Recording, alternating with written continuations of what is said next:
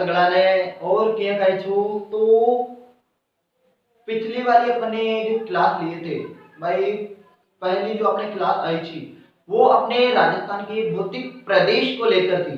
ठीक है भाई, पिछली वाली क्लास में अपन ने क्या क्या पढ़ा था, भौतिक प्रदेश कैसे क्या अपने 4 भागों में बटे हुए थे, यहीं तक अपने देखा था। और मैंने बोला था कि अब जो स्टार्ट होगा अपने मरुस्थल या रेगिस्तान स्टार्ट होगा। तो शुरू करते हैं। तो ज्यादा से ज्यादा लाइक और शेयर करो, शेयर करो। तो ज्यादा से ज्यादा शेयर करें, साथ ही अपन चलते हैं अपने टॉपिक की ओर।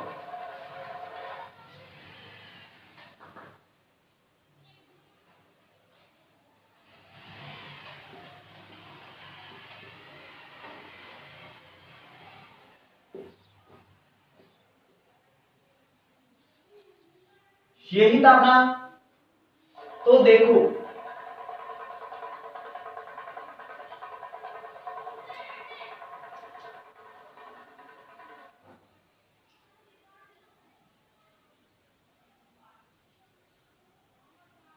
लगभग ऐसा अपना राजस्थान है, मान लो ये अपने लगभग राजस्थान है। तो जो पढ़ना है भौतिक प्रदेश में, तो ये अपने आते हैं अरावली। ठीक है, जो कि उदयपुर में सबसे ज्यादा है, अजमेर में कम है, ये आपको ध्यान में रखना है। ठीक है, ये था अपने मरुस्थल। कौन सा मरुस्थल अपने आता है, ये आती है अरावली। ठीक है, ये अपने दक्षिण पूर्वी मैदान, दक्षिण पूर्वी मैदान। ठीक है, समझेगी बात में। और ये अपने हाड़ौती क्षेत्र आता है। ठीक है, हाड़ौती क्षेत्र आता है। देखो मैंने बताया था कि अपने कोई भी भूखंड बांटा जाएगा, कोई भी क्षेत्र बांटा जाएगा, वो अपने जलवायु, नदी विहार पर किसी ना किसी तरीके से बांटा जाएगा। ठीक है, तो इस प्रकार से अपने 4 प्रदेशों में राजस्थान को बांटा था। काफी अच्छे तरीके से मैंने बताया था, तो इसमें मुझे नहीं लगता कि कोई दिक्कत होने वाली है। तो आज अपन जिसके बारे में अपन पढ़ेंगे, तो शुरू करते हैं। आज अपन पढ़ेंगे मरुस्थल। क्या पढ़ेंगे? मरुस्थल। तो ज्यादा से ज्यादा शेयर करो, शेयर कर दिया करो यार, है मानो भी जीव खुश हो जाए। मरुस्थल पढ़ते हैं तो देखो कुछ चीजें मैं आपको बताता हूं। विश्व का सबसे बड़ा मरुस्थल जो है सहारा रेगिस्तान है। ऐसा बिछड़ा जो मुझको दोबारा ना मिला, बेदर्दी से प्यार का सहारा ना मिला। तो विश्व का सबसे बड़ा जो अपने मरुस्थल है सहारा रेगिस्तान है, ध्यान रखना सहारा। और इसी में विश्व का सबसे गर्म स्थान अल्जीजिया, अल्जीजिया, जहां पर ऐसा बोला जाता है कि यहां पर अगर आदमी जाए तो जल सकता है, इतना ज्यादा टेम्परेचर हो जाता है। ठीक है, तो विश्व का सबसे बड़ा सहारा। एशिया महाद्वीप की बात करते हैं तो गोबी मरुस्थल है। कौन सा? गोबी मरुस्थल एशिया का। सहारा लगभग 92 लाख किलोमीटर फैला हुआ है। और बात करते हैं भारत की, तो भारत की बात करते हैं तो इसका सबसे बड़ा मरुस्थल है थार का मरुस्थल, ग्रेट इंडियन डेजर्ट, भारतीय महान मरुस्थल। हिंदी में बोलो, अपन हिंदुस्तानी है, भारतवासी है, हिंदी मातृभाषा है, हिंदी में ही बोलेंगे, समझेगी बात है। तो थार मरुस्थल सबसे बड़ा आ जाता है। इतना मैटर क्लियर है? बिल्कुल। अब थार की बात करते हैं तो ये विश्व का 17वां सबसे बड़ा है, विश्व का 17वां सबसे बड़ा है। और विश्व में सबसे ज्यादा जनसंख्या वाला है, यानी जन घनत्व भी अपने थार के रेगिस्तान का है। जी गुरुजी आज तो मौज कर दी, ला बेटी और ला। ये विश्व में सबसे ज्यादा वनस्पति वाला है। किसका पति? वनस्पति। अब कोई बसंती का पति नहीं करेगा भाई साहब, तो वनस्पति वाला अपने हो जाता है। और बताओ सबसे ज्यादा जैव विविधता है। ओ हो, जैव विविधता, इसका मतलब यहां पर ये समझो बालकों, जैव विविधता को मतलब कायम है जहां पर जीव जंतु और पेड़ पौधे पाए जाते हैं, जैव विविधता कहलाता है। Any doubt? नहीं तो चलो आगे। चलो देखो इतना आता है। इसकी और विशेषता बताओ तो ये अपने भारतीय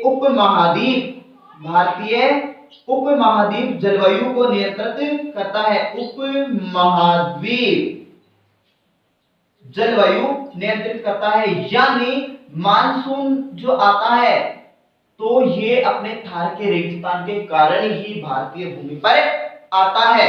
समझेंगे बात को। अगर आज थार का रेगिस्तान नहीं होता तो भाई वर्षा नहीं होती।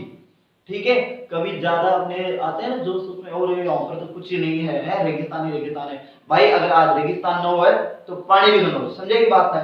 तो ये अपने खास विशेषता होती है। उपोष्ण दृष्टि से 9वां है, बाकी विश्व का एरिया की दृष्टि से 17वां सबसे बड़ा है, जनसंख्या सबसे ज्यादा है। आप सहारा में जाओ तो यहाँ तो एकदम मामला साफ है, एकदम टकला साफ है, ऐनी कुछ भी चीज नहीं है यहाँ पर। ठीक है, वनस्पति अपने सबसे ज्यादा थार वाले में है। यहाँ पर कंटीली झाड़ियां है, रोहिड़ा है, कैक्टस है, नागफनी है। अरे मरु राष्ट्रीय उद्यान कौन पड़ेगी है? मरु राष्ट्रीय उद्यान में सबसे ज्यादा वनस्पतियां और जैव विविधता आपको वहीं पर ही देखने को मिलती है। चलूं के आगे, इतना तो आता है। ये अपने थार का लगभग 2 लाख किलोमीटर में विस्तृत है। मौज कर दी अपनी बात है। अब देखो जो चीज बताना चाहता हूं, थार का रेगिस्तान वैसे अपने 2 भागों में यानी 2 अपने देश में बटा हुआ है। किससे क्या बटा हुआ है? ये है पाकिस्तान, लुच्चा देश। चलो गाली अपने एकदम सभ्य तरीके से देनी है, लुच्चा देश। ठीक है, और बात करते हैं। ये है अपना India is my country, India Bharat. देखो यहां पर अपने 15%, समझने की कोशिश करना। यहां पर है अपने 85%। चोर जैसा देश है, क्या नाम रखेगा यहाँ पर?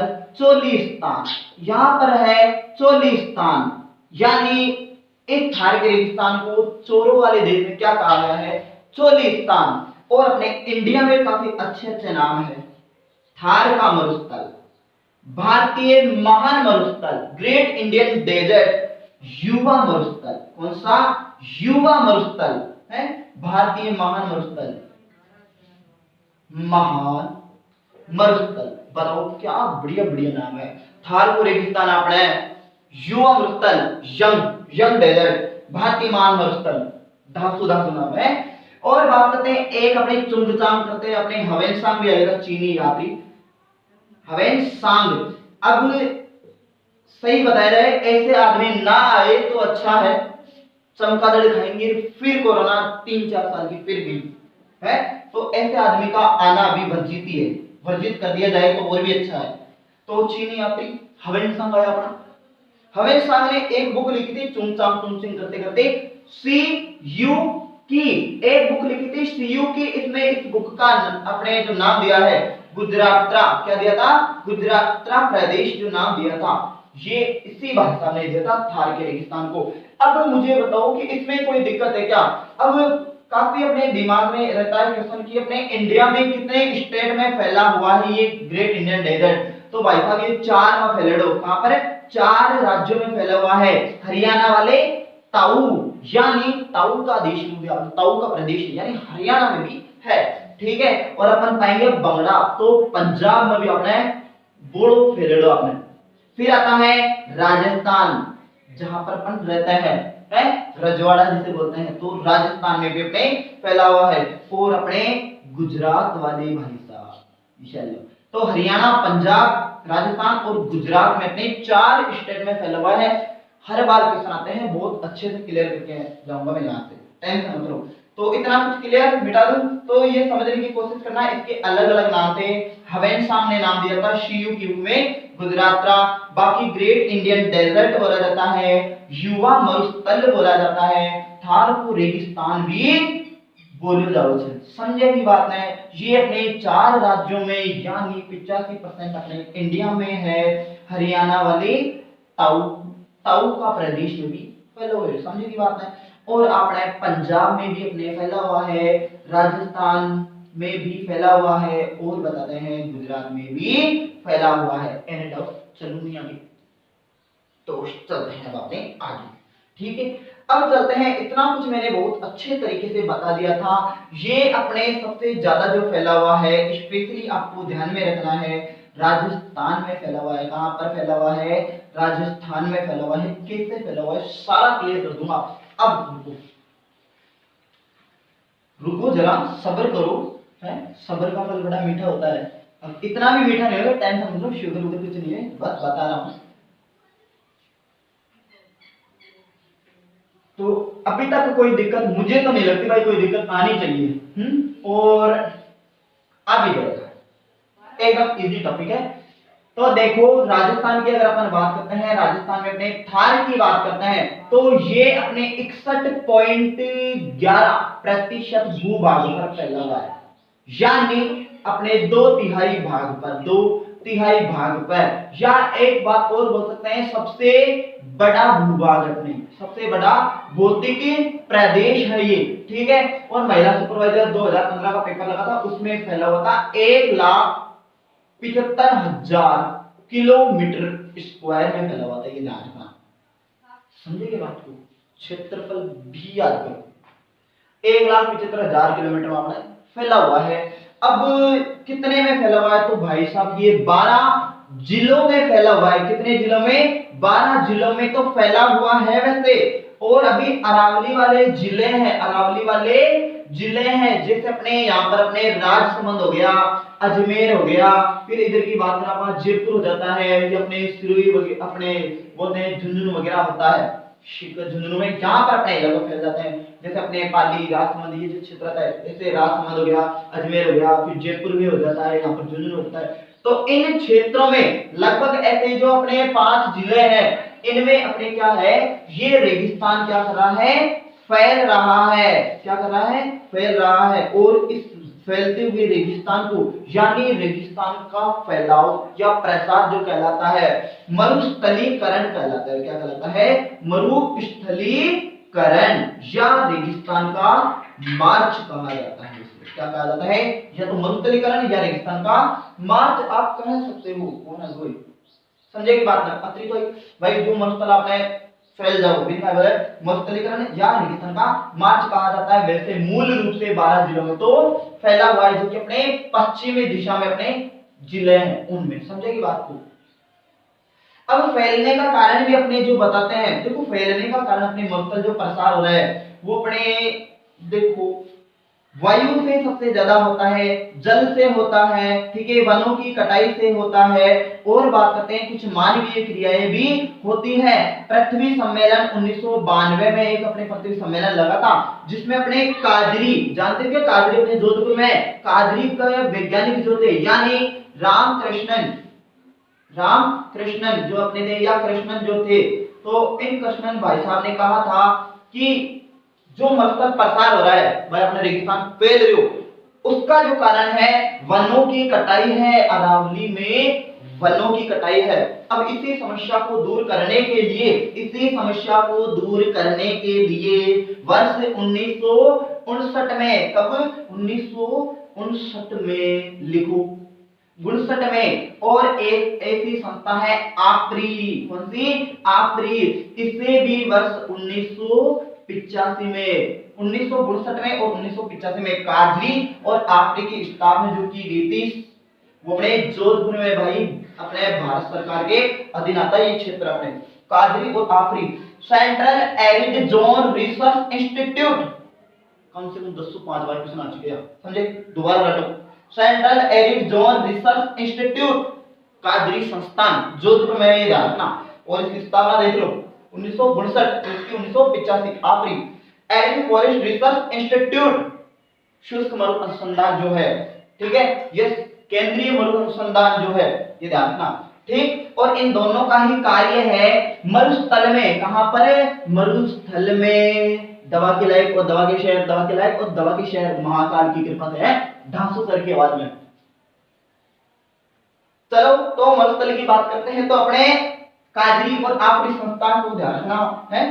तो ये जो अपने मरुस्थल में क्या करते हैं, पेड़ पौधे लगाने और साथ में इनका संरक्षण करने का कार्य भी करते हैं। और इसी की दया दृष्टि से अपने कादरी और आपरी की दया दृष्टि से चारागाह का निर्माण भी किया गया है, जिन्हें स्थानीय भाषा में क्या कहा जाता है, बीड़ कहा जाता है। यानी जो चारा वाले मैदान होते हैं जहां पर मवेशी चरते हैं, भेड़ बकरी गाय वगैरह चरती है, उसे अपने बीड़ या चारागाह कहा जाता है, जो कि सबसे ज्यादा झुंझुनू और अजमेर में है। Any doubt? नहीं तो चलो आगे। तो कादरी और आपरे को थोड़ा ध्यान रखना, बार बार अपने जोधपुर में, ठीक है, फुल फॉर्म पूछता है, कभी स्थापना को लेकर पूछता है, तो आपका तो इंटेलिजेंट है, अपन बहुत इंटेलिजेंट है, अपन बता देंगे। तो ये भी आपको स्पेशली ध्यान होना चाहिए। तो अपने मरुस्थल कितने जिलों में फैला हुआ है, 12 जिलों में फैला हुआ है। इसकी लंबाई चौड़ाई की भी अगर आप बात करते हो तो कोई बात नहीं, आप डर पकड़िया। तो लंबाई की अगर अपन बात करते हैं 640 किलोमीटर। वैसे मैं जानकारी के लिए बता देता हूँ, बाकी पूछेगा नहीं। लंबाई और चौड़ाई की बात करते हैं, तो वो अपने हैं 300 किलोमीटर। अब बात करते हैं समुद्र तल से औसत ऊंचाई भी बता दो। तो समुद्र तल से औसत ऊंचाई की भी अगर अपन बात करते हैं तो ये है 200 से 300 मीटर। Any doubt? अदरवाइज चलूं आगे में। क्या पढ़ा? कुछ भी नहीं पढ़ा, कुछ भी नहीं। तो देखो अपने 61.11 में फैला हुआ है, 2/3 सबसे बड़ा भूभाग है। आपको मैप में दिख रहा है इतना बड़ू, केवल रेगिस्तानी 1,70,000 किलोमीटर में 12 जिलों में फैला हुआ है। बाकी मरुस्थलीकरण या रेगिस्तान का प्रसार हो रहा है। ये अरावली की पश्चिमी दिशा में पूछ ले, कभी क्वेश्चन आ जाएगा कि अरावली की पश्चिमी दिशा में कितना है, तो अपने 58% है। कितना? 58%। बाकी 3.11 कहां गया? तो अभी मैंने बोला कि मरुस्थल का प्रसार हो रहा है अरावली के जिलों में। समझ रही हो क्या? मौज कर दी है, आ रहा है समझ में? ये होता है। क्लियर? That's clear. मुझे अब कुछ नहीं लगता कि हाँ तुम्हें समझ में नहीं आया हो। चलोगे आगे तक तो है। तो हाँ यहाँ भी क्लियर कर देता हूँ। ये अपने टैथिस सागर का अवशेष है। किसका? मरुस्थल है जो टैथिस सागर का अवशेष है, या ग्रेट पैलियो आर्कटिक अफ्रीकी मरुस्थल का भाग भी इसे कहते हैं। ग्रेट पैलियो आर्कटिक अफ्रीकी मरुस्थल का भाग है, जिसमें अपने एक होता है महान मरुभूमि। ये जो फैली हुई है, ये अपने कच्छ से लेकर, कच्छ नहीं जानते क्या गुजरात में, कच्छ से लेकर अपने रेड क्लिफ रेखा के सहारे पंजाब तक विस्तृत है। समझने की कोशिश करना। जो महान मरुस्थल किसे कहा गया है? जो ज्यादा ही व्यापक हो, जो अपने कच्छ से लेकर, ये अपने यहाँ पर कच्छ जो अड़ जाता है, कच्छ यहाँ से लेकर अपने उत्तर में पंजाब तक, यानी यहाँ तक जो फैला हुआ है, ऐसे है ना, रेड क्लिफ रेखा के सारे वो अपने महान मरुस्थल है। ऐसे ही अपने पथरीला मरुस्थल और है, पथरीला या चट्टानी मरुस्थल जो है, ये भी ध्यान रखना, जो कि अपने जैसलमेर और जोधपुर में बहुतायत है। इसे हम्मादा कहा जाता है। कौन सा? हम्मादा कहा जाता है। चलो आगे। अब टैथिस सागर जो कि किस आधार पर है बताता हूं।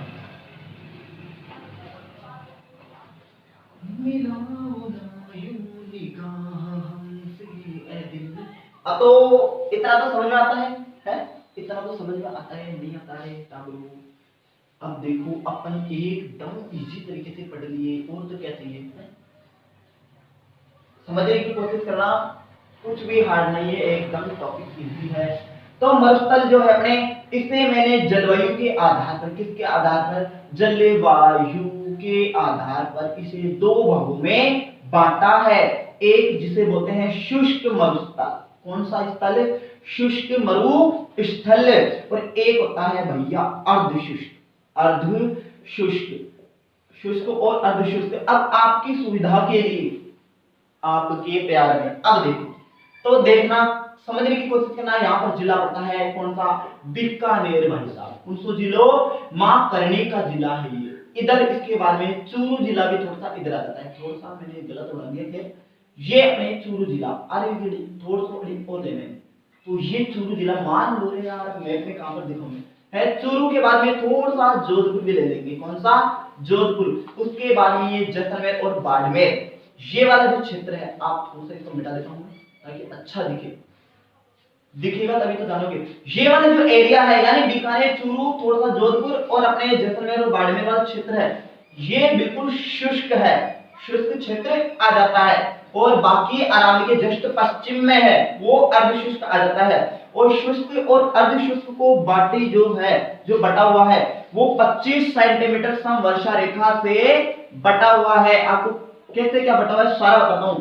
अब ये 25 सेंटीमीटर समवर्षा तो यहाँ पर होती है, यानी 25 सेमी वर्षा यहाँ पर होती है 25 से 40, और यहाँ पर होती है 10 सेंटीमीटर। जो अपने जैसलमेर और ये बाड़मेर वाला क्षेत्र है ना, बीकानेर, जहाँ पर पाकिस्तान से अड़ रहा है, उसे बोलते हैं केवल और केवल कितना है, यहाँ पर जो है यहाँ पर 10 सेंटीमीटर लगभग वर्षा हो जाती है। बाकी अपने इस क्षेत्र में तो 25 से लगभग हो जाती है, 25 से 40। कैसे होती है देखो, ये है अपने अरावली। अरावली भारतीय महान जल विभाजक रेखा है। देखो कोई भी पठार है, कोई भी पठार है, समझने की कोशिश करना। ये माना कि अरावली है, मान लिया मैंने अरावली है, समझो। ये मानसून आया, हवाएं कितनी ही तेज हो कभी पत्थर को उड़ा नहीं सकती, और उसे जाना होगा तो भाई साहब ऊपर से गुजर जा, ऊपर से गुजर जा। लेकिन ऐसा तो नहीं कि उड़ा देगी, इतना दम नहीं होता किसी में। तो देखो ऐसे ऐसे अपने ऊपर से ही जो भी टकराएगी, इधर से मानसून आएगा, पानी लेकर आएगा, पत्थर के टकराएगा और चूर चूर हो जाएगा, यानी अपना पानी यहाँ पर ही बारिश हो जाएगी, यानी इस साइड में केवल वर्षा होगी। अब यहाँ पर क्या है, कुछ अपने ऊपर की साइड आ जाएगी मानसून रेखा है, और जैसे ही आएगी इस साइड में बादल होंगे और थोड़ी थोड़ी वर्षा कर देगा, यानी ये वाला भाग है, तो यहाँ पर थोड़ी थोड़ी वर्षा हो जाएगी, थोड़ी थोड़ी वर्षा हो जाएगी। और ऐसा ही सेम कंडीशन कहीं भी हो, यानी ये पठार हो, पर्वत पठार हो, और उसकी दूसरी साइड में अगर वर्षा थोड़ी थोड़ी होती है तो ये वृष्टि छाया क्षेत्र कहलाता है, वृष्टि छाया क्षेत्र। और ये किसका वृष्टि छाया क्षेत्र कहलाता है, जिस पहाड़ पे ये मानसून रुका हुआ है, ये अरावली से रुका हुआ है अभी, तो अरावली का वृष्टि छाया क्षेत्र हो जाता है। यानी अर्धशुष्क मैदान को अरावली का वृष्टि छाया क्षेत्र कहते हैं, अरावली के वृष्टि छाया क्षेत्र इसे ही कहेंगे भाई साहब। समझ में आएगा है? आज से पहले तो मुझे समझ में नहीं आया था, अरे वो कल समझ बात तो बड़ी अच्छी तरीके से समझ में है। अब ऐसा नहीं कि मैं तो इंटेलिजेंट हूं, आप भी बहुत इंटेलिजेंट हो, समझने की कोशिश करो, एकदम इजी यार है। अब तो इजी को बताया। अब शुष्क की और अर्धशुष्क को मैंने बताया है कि आधार पर अपने 25 सेंटीमीटर समवर्षा रेखा से डिवाइड है। अब शुष्क की बात करते हैं भाई, पश्चिमी रेगिस्तान में आप देखते हो तो सबको यही पता है, जब भी आप रेगिस्तान पढ़ते हो पश्चिमी भाग आता है जैसलमेर, तो आपके दिमाग में होता है ओ भाई बड़े तो केवल दो रहा और कहीं भी लड़ना है या नहीं बटे, और गार ही गार है, मिट्टी ही मिट्टी है, रेत ही रेत है, एक आई लहर तूने। अब बात करते हैं अपने रेत ही रेत है, ये ध्यान रखना। अब रेत कैसे क्या है, अब देखो इसमें रेत भी है, बालुका युक्त, यानी रेत ही रेत, और एक बालुका मुक्त, एक बालुका मुक्त जो क्षेत्र है वो अपने को पढ़ना है। इतना तो आता है क्या? हाँ, तो अब देखते हैं, दोहरा ही दोहरा है, रेत ही रेत है, बोलो काम है।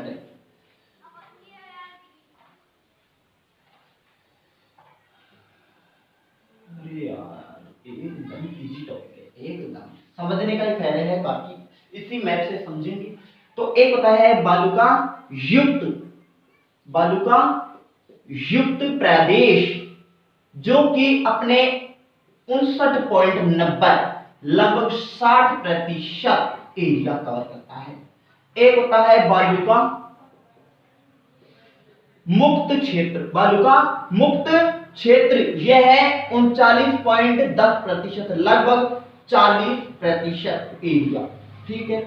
तो बालुका युक्त को पढ़ते हैं जहां पर रेत ही रेत है, तो इनको क्या बोला जाता है, टिल्ला। क्या बोला जाता है, टीले नहीं बोलेगा, या टिब्बा भी बोलते हैं। क्या बोलते हैं, टिब्बा, टिल्ला, ये भी समझने की कोशिश करना, टिल्ला टिब्बा।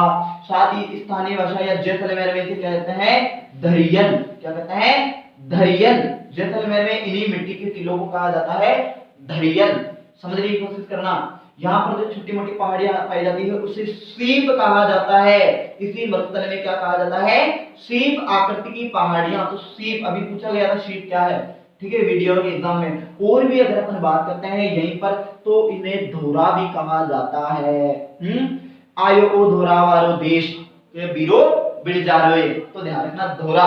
और जो आपने सुना भी होगा धरती धोरारी, तो धरती धोरारी कन्हैया लाल सेठिया जी का एक ग्रंथ है, ठीक है। कन्हैयालाल सेठिया जी जो कि अपने सुजानगढ़ चूरू के हैं, तो इन्होंने धरती धुरारी, मिंझर, कौन सी मिंझर भी लिखा था, कुमकुम भी लिखा था, ये ध्यान रखना, लीलन टाक भी लिखा था, लीलन टाक, तो लीलन टाक से एक पक्षी है, तो लीलन टाक, कुमकुम, मिंजर, धरती धुरारी कन्हैयालाल सेठिया जी के प्रमुख ग्रंथ है। ये भी स्पेशली थोड़ा सा ध्यान रखना, कभी आ जाता है साहित्य दृष्टि से, तो कोई दिक्कत यहाँ पर तो चली होगी।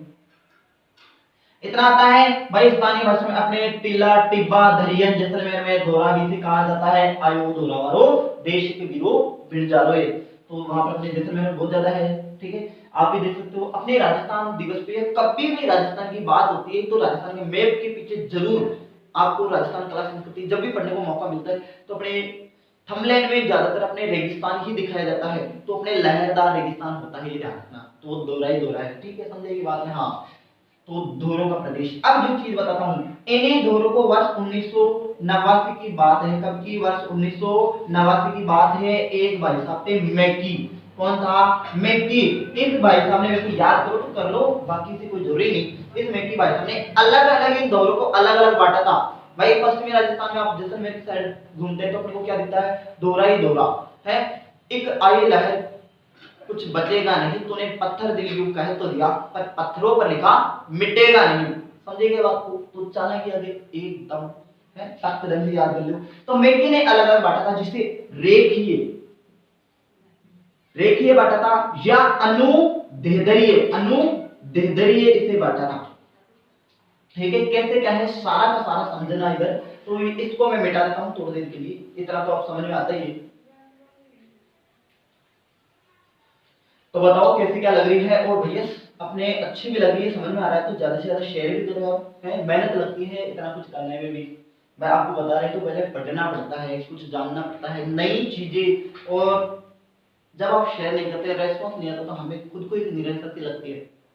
बाकी ये बात भी है कि छोटी सी आशा निराशा से तो काफी बड़ी होती है, तो वैसे आप शेयर वेयर करो ताकि हमें मोटिवेट मिले और नए से नया कंटेंट लाए। भाई हर चीज में मेहनत लगती है, अब रेस्पॉन्स नहीं आता तो थोड़ा बहुत लगता ही है, लेकिन कोई बात नहीं, चल जाएगा, आज नहीं तो कल है, वक्त है गुजरते। तो रेखीय या अनुदैर्ध्य जो होता है, तो पवनों की दिशा के समांतर होता है, पवनों की दिशा के समांतर जो अपने चलते हैं, क्या? बालों का स्तूप, वो कहलाते हैं। अब इनके बीच में जो गैप बच जाता है ना, इससे बोलते हैं कॉरिडोर, कॉरिडोर या कारवा, कॉरिडोर या कारवा। एक होता है करेवा, करेवा जो है अपने हिमानीकृत बर्फीली मिट्टी है, हिमानीकृत मिट्टी है, जो कि अपने जम्मू कश्मीर में पाई जाती है, जम्मू कश्मीर में, जो कि अपने केसर नाम का ना जाफरान कृषि, जाफरान के लिए सबसे ज्यादा करेवा, और कारवा या कॉरिडोर अपने जो अपने है ना ये बालों का स्तूप, इनमें पाए जाते हैं, रेखीय वाले या अनुदैर्ध्य में, तो कोई दिक्कत। इसी के साथ अपन पढ़ेंगे अनुप्रस्थ, अनुप्रस्थ या बोल सकते हैं आधे बालों का स्तूप। तो ये वो है जो पवनों की दिशा के लगभग समकोण हो, लगभग समकोण हो या आधे बालों का स्तूप हो, कुछ ऐसे वो समकोण अपने जो होते हैं ये होते हैं अनुप्रस्थ वाले। समझिए बात को। एक अपने तारा बालू का स्तूप, काफी बार आता है तारा बालू का स्तूप, तो एक बार फर्स्ट ग्रेड का एग्जाम लगा था, उसमें पूछा था कि तारा बालू का स्तूप जो है कहां पर है, तो अपने मोहनगढ़ जैसलमेर, कहां पर? मोहनगढ़ जैसलमेर, और अपने सूरतगढ़ श्री गंगानगर में अपने है ये वाला क्षेत्र, इसे हम्मादा भी बोलते हैं। क्या बोलते हैं? हम्मादा या तारा बालू का स्तूप, स्टार बालू का स्तूप। अब बात करते हैं अर्धचंद्राकार, अर्धचंद्राकार या और भी अपन बोल सकते हैं अर्धचंद्राकार के अलावा बरखान या बरछान। ठीक है, बरखान बरछान जो कि अपने है वो अपने गतिशील है, क्या है? गतिशील है, गतिशील बालू का स्तूप होता है। बरखान बरछान अर्धचंद्राकृति के जो बालू का स्तूप होते हैं, ये 100 से 200 मीटर चौड़े होते हैं, 100 से 200 मीटर चौड़े होते हैं। ठीक है, ये ध्यान रखना, 100 से 200 मीटर चौड़े होते हैं, गतिशील होते हैं। सबसे ज्यादा अपने शेखावाटी भाग, चूरू सीकर झुंझुनू वाला है ना, शेखावाटी वाला भाग है, वहां पर सबसे ज्यादा बोलते हैं, तो पाए जाते हैं, शेखावाटी क्षेत्र में बोलते हैं, पाए जाते हैं, यानी सबसे ज्यादा वही देखने को मिलते हैं। ठीक है, तो अर्धचंद्राकार बालू का स्तूप पढ़ा, तारा बालू का स्तूप पढ़ा, आडे बालू का स्तूप, अनुदैर्ध्य भी पढ़ लिया।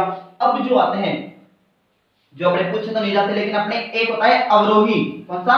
अवरोही। अवरोही बालू का स्तूप जो होते हैं अरावली की पहाड़ियों में पाए जाने वाले। ठीक है, अरावली के जो है ना दर्रे बरे, तो वहां पर आ जाते हैं। अवरोही हो गया।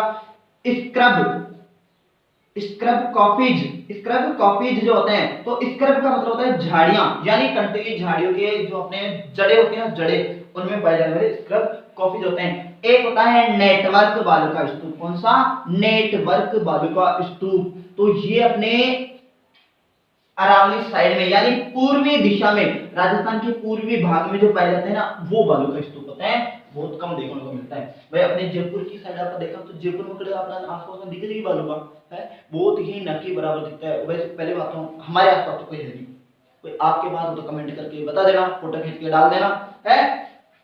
तो ये अपने हो जाता है अपने बिल्कुल इसका बालू का युक्त का, जो कि अपने इसने मेकी भाई हमने अलग अलग भागों में बांटा था। रेखीय बताया था, अनुदैर्ध्य अनुप्रस्थ बताया था, ठीक है, आड़े वाले, तारा वाले का स्तूप, अर्धचंद्राकार, बरखान बरछान बताया था, शेकड़े में बहुत है पाए जाते हैं, कोई दिक्कत वाली बात नहीं। इसके बाद में ये तो करो तो कर लो भाई। अरावली की बात करते हैं तो अवरोही बालू का स्तूप, स्क्रब कॉफीज झाड़ियों के पीछे, और अपने नेटवर्क जो कि पूर्वी राजस्थान में, सारे राजस्थान में। और पैराबोलिक और आता है, पैराबोलिक कभी पूछ ले तो कोई विद्वान बन जाए तो पैराबोलिक, पैराबोलिक जो पाए जाते हैं ये अपने संपूर्ण राजस्थान में लगभग पाए जाते हैं, संपूर्ण राजस्थान में या फिर संपूर्ण रेगिस्तान में पूरे में। ठीक है, तो चलो आगे। ये हो जाता है अपने बालू का युक्त का।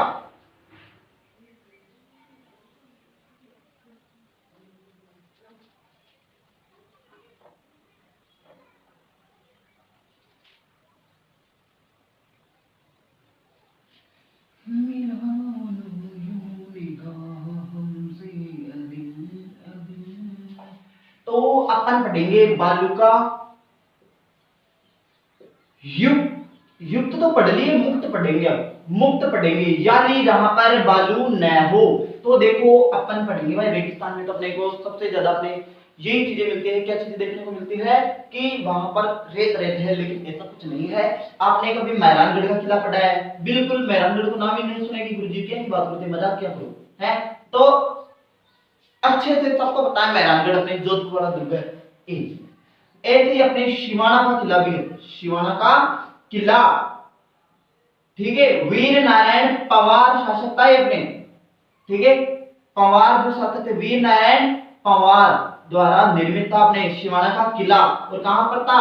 हल्देश्वर की पहाड़ी, हल्देश्वर, ये ध्यान रखना, हल्देश्वर जो थे इस पहाड़ी पर अपने ये बना हुआ था शिवाना किला, वीर नारायण पवार द्वारा। मेहरानगढ़ की बात करते हैं तो अपनी चिड़िया टुक पहाड़ी पर, किस पहाड़ी पर? चिड़िया टुक पहाड़ी पर, जिसे राजस्थान का मेवा नगर कहा जाता है। कौन सा नगर है? मेवा नगर कहा जाता है। पार्श्वनाथ का जैन मंदिर है, उसे नाकोड़ा पर्वत कहा जाता है। समझेगी? तो देख लो, छप्पन की पहाड़ियां, छप्पन की पहाड़ियां, छप्पन की पहाड़ियां लिख लियो, अरे लिख लियो। छप्पन की पहाड़ियां बाड़मेर, कहां पर है? बाड़मेर में फैली हुई है, जालोर में फैली हुई है। जलने वाले जलते रहो, अपन यूं चलते रहेंगे। तो देखो बाड़मेर, फोन में थोड़ी दिक्कत आ जाती है स्टोरेज की, बाकी अपने को भाई ये सारा बता दिया। छप्पन की पहाड़ियां बाड़मेर, जालोर और सिरोही में गुंबद आकृति की और ग्रेनाइट की बनी हुई है, ध्यान रखना। और जैसे ही अपने छप्पन की पहाड़ियां हैं, मेवा नगर अपने नाकोड़ा पर्वत भी पहाड़ है, हल्देश्वर की पहाड़ है जो कि बीकानेर में है, बाड़मेर में सोई सिवाना का किला, और अपने चिड़िया टूप जो कि अपने जोधपुर में है। ऐसे अपने पोखरण जो कि जैसलमेर में, ये पहाड़ी ही है। कौन सी है? पहाड़ी ही है। ये भी आपको स्पेशल ध्यान रखना है। अब चलते हैं अपने आगे, समझ में आ रही है क्लास? तो ये अपने हो जाता है पूरा का पूरा अपने शुष्क मैदान खत्म।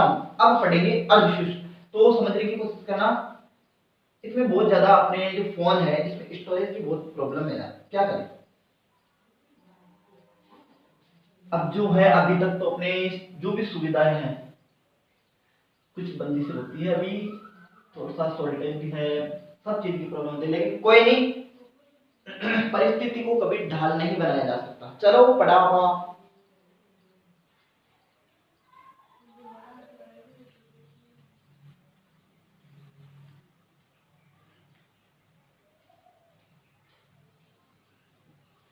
लगभग ऐसा आपने थोड़ा सा, इस बार तो मैंने कुछ ज्यादा ही गलत बना दिया, क्या बाबू सही करता है। लगभग अपने ऐसा राजस्थान है, ठीक है। तो अपन ने क्या पढ़ा था भाई, ये अपने अरावली होगी, ठीक है। अरावली का हो गया, इसे पहाड़ी हिमत क्षेत्र बता देना है, ठीक है। तो ये अपने बीकानेर था, फिर उसके बाद में चूरू, फिर थोड़ा सा जोधपुर, ठीक है। उसके बाद में जैसलमेर और बाड़मेर। ये था भाई साहब शुष्क मैदान। कोई दिक्कत है क्या?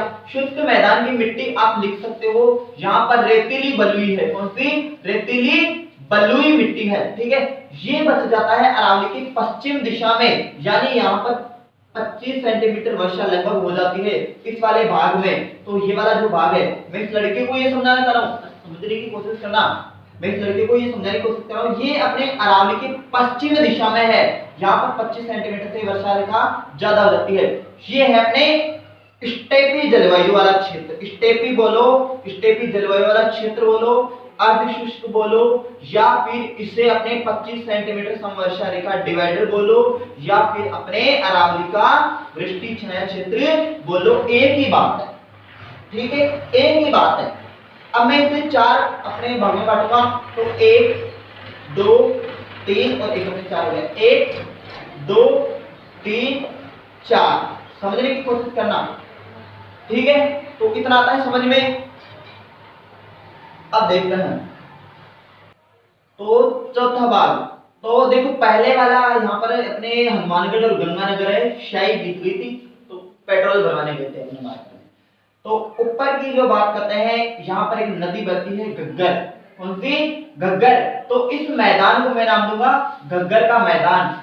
इस घग्गर के प्रवाह को नाली या पाट कहते थे, तो नाली या पाट क्षेत्र नाम भी देंगे, ठीक है। सेकंड वाला अपने आता है चूरू और शिक्कर वाला। थोड़ा मैप में वैसे इसका गलत बना दिया है, बाकी अपने ऐसा का लगभग है, यानी चूरू और शिक्कर में बोल रहा हूं, कुछ चीज को थोड़ा समझना कि इस वाले चूरू और शिक्कर वाला यानी झुंझुनू वाला जो क्षेत्र है, इसे नाम देंगे शेखावाटी। कौन सा? शेखावाटी। और शेखावाटी का नाम लेते आपके दिमाग में बत्ती जल जानी चाहिए, चूरू शिक्कर झुंझुनू की, ठीक है। ये वाला जो तीसरा भाग है, ये अपने नागौर और थोड़ा अपने आंशिक रूप से कहां पर है? अजमेर में, तो इसे नागौरी उच्च भूमि करेंगे। कौन सी? नागौरी। तो नागौरी उच्च भूमि, समझे की बात है। तो गोरी नाचे नागौरी नाचे, तो छमक छमक बाबा रे मेला में नाचे, तो नागौरी उच्च भूमि। ये है अपने लूणी बैसिन, लूणी प्रवाह क्षेत्र, और इसे अपने गोडवाड़ क्षेत्र बोला जाता है। कौन सा? गोडवाड़। गोडवाड़ क्षेत्र का अर्थ तो ये अपने मीणा जनजाति में गोडवाड़ क्षेत्र के लोग भूरिया बाबा की झूठी कसम नहीं खाते। समझेंगे आपको बड़ी शानदार चीज बताई कल बताएगी। तो अपने बात आती है इसी अर्धशुष्क मैदान को में आपकी सुविधा के लिए ये बांट दिया भाई साहब, जो पहला भाग, दूसरा, तीसरा और चौथा, 1 2 3 4,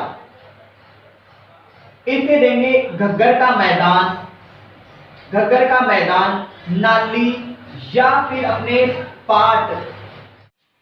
तो घग्गर नदी के प्रवाह क्षेत्र को नाली पाट कहते थे। यहाँ पर सबसे ज्यादा सिंचाई की जाती है, और सिंचाई करने के कारण यहाँ पर खेती सबसे ज्यादा होती है, यानी हरा भरा। तो हरित प्रदेश इसे बोला जाता है। क्या बोला जाता है? हरित प्रदेश, ठीक है।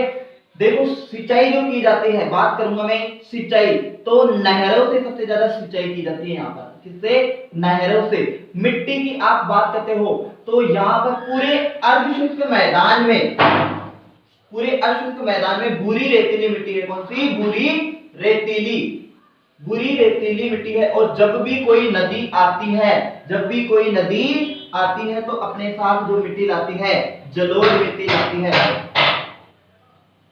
जलोढ़। और जलोढ़ को अपने क्या बोलते हैं? कच्छारी। कच्छारी, ठीक है, समझेंगे बात को।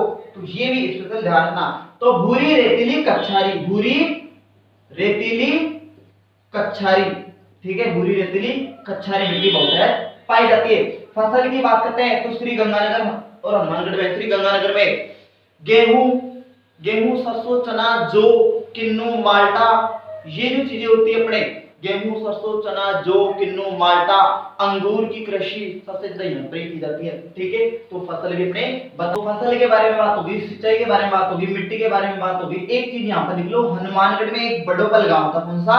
बडोपल गांव। ये अपने सैम समस्या से ग्रसित था। सैम समस्या क्या होती है? तो ये अपने मिट्टी है, तो ये मिट्टी वाला क्षेत्र है, इससे अपने भाव क्षेत्र जो नदी आती है घग्गर, इस नदी का भाव क्षेत्र थोड़ा नीचे है। तो जब भी कोई नदी आती है या पानी भर जाता है अपने मिट्टी में, पानी भर जावा अपने, तो कादो ही कादो हो जाए, यानी गंदगी हो जाती है, एक तरीके से दलदल सा हो जाता है। तो वैसे ही अपने इस भूमि का भी हो गया ऐसा ही काम है। तो यहाँ पर अपने इसी भूमि में अपने दलदल हो गई, और उसी दलदल को मिटाने के लिए राजस्थान सरकार ने अपने जिप्सम की प्लेटें स्टार्ट की है। जिप्सम की प्लेटें उसी समस्या को रोकने के लिए, और वो समस्या कहलाती है सैम समस्या। सैम समस्या। तो पटवार 2011 में क्वेश्चन पूछो कि बड़ोपल गांव आपने कटे से, तो हनुमानगढ़ में की करिए जान जाओ सैम समस्या के लिए एकदम बड़ो इजी आपने, अतरो इजी कि जरूरत तो पड़ती है वैसे बताने की, जरूरत तो पड़ती है वैसा बताने की है, लेकिन इजी है, कोई दिक्कत वाली बात नहीं, कर लोगे आराम से। अब सुनो, ध्यान लगा रहा है, तो यह है शेखावाटी, यानी सेकंड वाला शेखावाटी एरिया। यहां पर एक कांतली नदी बहती थी। कांतली नदी शिकर में बहती है कि नहीं बहती? उसी किनारे गणेश्वर सभ्यता है। तो कांतली नदी आंतरिक प्रवाह की नदी थी, तो इस क्षेत्र को आंतरिक प्रवाह भी कहते हैं। और उस नदी के किनारे तोमर वंश का शासन था, तोमर वंश का, इसलिए इसे तोरावाटी क्षेत्र भी कहा जाता है। इसी शेखावाटी क्षेत्र में सबसे ज्यादा खेजड़ी है। क्या है? खेजड़ी। गांव गांव खेजड़ी, गांव गांव गोगो बोलते हैं ना, गांव गांव खेजड़ी, गांव गांव गोगो। तो ध्यान रखें आपने। तो सबसे ज्यादा खेजड़ी, राजस्थान में सबसे ज्यादा खेजड़ी भी है। राजस्थान में सबसे ज्यादा खेजड़ी के पेड़ हैं, और खेजड़ी विशेषतः शेखावाटी में है। समझे क्या बात में? सबसे ज्यादा अपने जोहड़ है, यहाँ पर सबसे ज्यादा जोहड़ है शेखावाटी क्षेत्र में। वो जोहड़ वाले बाबा अपने अलवर में, जोहड़ वाले बाबा अलवर के हैं, राजेंद्र प्रसाद, मैग्सेस पुरस्कार मिला है भारत सरकार द्वारा। ठीक है, और यहाँ पर अभी मैंने बताया था बरखान सबसे ज्यादा है। क्या है? बरखान भी, यानी अर्धचंद्राकार बालू का स्तूप बहुत ज्यादा है। यहाँ पर छोटी छोटी झीलें पाई जाती है, छोटी छोटी झीलें पाई जाती है, जिसे सरिया सरोवर कहा जाता है। सरिया सरोवर कहा जाता है। ये अपने शेखावाटी का मैटर खत्म हो जाता है। तीसरे की बात करते हैं, तो बताओ कहां समझ में नहीं आ रहा? तीसरे वाले को बोलते हैं नागौरी उच्च भूमि है। गोरी नाच है, नागौरी नाच है, या तो छमक छमक बाबा है, मेला में नाच है। तो नागौरी उच्च भूमि, नागौरी उच्च भूमि। तो देखना, एक क्वेश्चन आया था अपने रोडवेज का, ड्राइवर का अपने एग्जाम लगा था 2014 में, तो उसमें क्वेश्चन पूछा था शेखावाटी बेसिन और लूनी बेसिन के मध्य जो आता है कौन सा क्षेत्र है? तो दिमाग लगाओ, तीसरा जो बेसिन अपने किया जाता है भाई, दोनों के बीच में ही तो है। ठीक है, अब नागौरी उच्च भूमि की बात करते हैं, तो एकमात्र पूरा रेगिस्तान अपने 33 सागर का अवशेष है। किसका? 33 सागर का। लेकिन नागौरी उच्च भूमि 33 सागर का अवशेष नहीं है। समझिए यहां पर पर्वत सर, पर्वत सर के अलावा, यहां पर पर्वत सर के अलावा कोई पहाड़ी नहीं है। ये ध्यान रखना, समझे की बात है? तो ये दोनों बातें अपन को ध्यान में रखना है। और यहाँ पर सबसे ज्यादा खारे पानी की झील है, खारे पानी की झील है। और यहीं पर अपने नागौर और अजमेर में जो पट्टी है, बांका पट्टी, कौन सी पट्टी? बांका पट्टी या कुबड़ पट्टी। कौन सी? कुबड़ पट्टी, जिसमें सबसे ज्यादा फ्लोरोसिस होता है। क्या होता है? फ्लोरोसिस।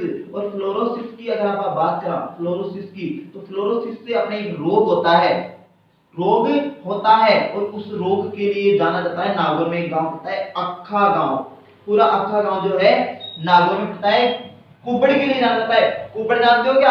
अरे विक्रम बेताल अपन देखते हैं, तो वो कंधे पे टंगा हुआ होता है ना एक टाबर, वो बुढ़ा था, हाँ, तो उसकी कमर ऐसे बनी हुई होती है, छोटा सा। तो ध्यान रखना, ऐसा कहा जाता है यहाँ पर कोई मनुष्य रहता है, कोई आदमी रहता है, तो वो बचपन से सीधा बुढ़ापे में जाता है, जवानी तो उसकी यही बीत जाती है। वहां पर इसका दूषित है थोड़ा, ठीक है, तो इसके कारण अपने फ्लोरोसिस तो खारे पानी की झीलों के कारण होता है, ध्यान रखना। ठीक है। यहीं पर अपने अजमेर में भाई आंशिक रूप से अजमेर है, तो अजमेर में अपने हरे कबूतर पाए जाते हैं। कौन से? हरे कबूतर। हरे कबूतर सरिस्का वन्य जीव अभयारण्य अलवर में भी बहुतायत पाए जाते हैं। इन्हें ही अपने उत्तर प्रदेश में, कहां पर? यूपी में, यूपी में अपने क्या कहा जाता है? हरियल। समझेगी बात? बताओ, ये हो जाता है अपने नागौरी उच्च भूमि के बारे में। ठीक है, चलो आगे। अब चौथा जो क्षेत्र है इसे लूणी बेसिन या आप बोल सकते हो गोडवाड़ प्रदेश। लूणी या गोडवाड़ प्रदेश, जहां पर लूणी नदी निकलती है उसी क्षेत्र को। ये अपने अजमेर में एक पहाड़ पड़ता है, नाग पहाड़, 795 मीटर ऊंचा पहाड़ है। अजमेर के नाग पहाड़ से एक नदी निकलती है जिसे लूणी कहा जाता है। लूणी अजमेर से निकलकर नागौर जाएगी, नागौर के बाद में जोधपुर जाएगी, जोधपुर के बाद में बाड़मेर जाए, बाड़मेर के बाद में पालीर, पालीर जालोर, जालोर के बाद में कच्छ। मौज करीब हम देता हूं तो दोबारा सुनो, ये आ गया कच्छ। अजमेर के नाग पहाड़ से एक नदी निकलती है लूणी नामक, वो अपने अजमेर में चलकर नागौर में जाती है, नागौर के बाद में जोधपुर, जोधपुर के बाद में जाए बाड़मेर, बाड़मेर के बाद में पाली, और पाली के बाद में जालोर, जालोर के बाद में कच्छ। यानी निष्कर्ष निकलता है बस कंडक्टर मिले भाई साहब। समझेगी बात में? तो ये 6 जिले आपको एकदम सटासट याद होने चाहिए। इसी प्रवाह को अपने लूणी बेसिन या गोडवाड़ क्षेत्र कहा जाता है। इस प्रवाह में सबसे ऊंची जो चोटी पड़ती है ये डोरा पर्वत है। कौन सी? डोरा पर्वत, जो कि अपने जालोर में है। कहां पर है? जालोर में 869 मीटर ऊंचाई है। इसके साथ में इसराना भाकर और रोजा भाकर जालोर की पर्वत है। तो फ्रेंड्स, ये हो जाती है अपने आज रेगिस्तान को लेकर कंप्लीट लेक्चर, पूरा एकदम बढ़िया तरीके से समझ में आए तो वीडियो को शेयर करें, नहीं समझ में आए तो कमेंट करें, मैं उसका भी समाधान निकालूंगा। बाकी मिलते हैं नई उम्मीद नए दोस्त के साथ। स्वस्थ रहे, मस्त रहे। जय हिंद, जय भारत।